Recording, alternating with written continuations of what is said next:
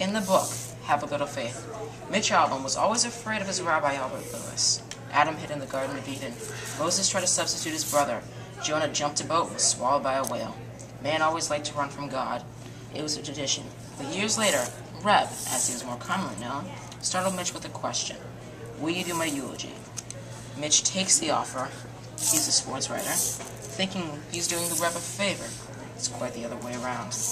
In the course of 8 years, regular heartbeat, small stroke, and multiple hospital visits, the old great rabbi told, and sometimes sung, the story. He tells of his own encounters with war, violence, and other faiths. One story he told was of a woman who was leaving her car parked in a Catholic church's lot. The local synagogue was packed.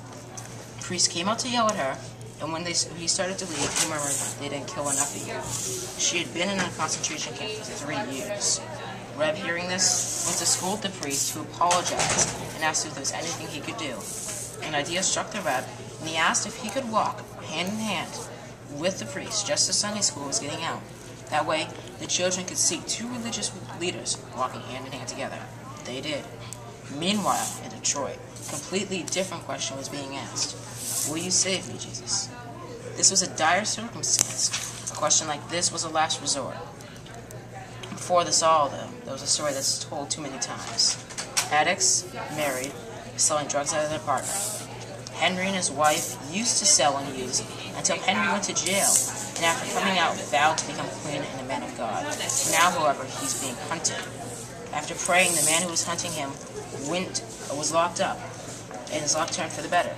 He joined the local church and rose up through the ranks until he became a priest and helped homeless people who were like him at one point. Mitch sees this and wondering, starts to get curious. One day he goes to the church and Henry explains everything to Mitch. He becomes very suspicious of Henry. He's not believing he's better than he was before. Henry continues to impress Mitch with his acts for the poor. One day he shows Mitch a big hole in the roof and tells him he owes the power company $37,000, but had to beg to keep them giving him power. Mitch writes about this in his paper, and many donations are received, and the hole gets fixed, and they pay off their bills. While this is happening, though, the Reb passes away, and Mitch, who now considers him a great friend, reads his eulogy, the whole time realizing that the Reb did him a favor.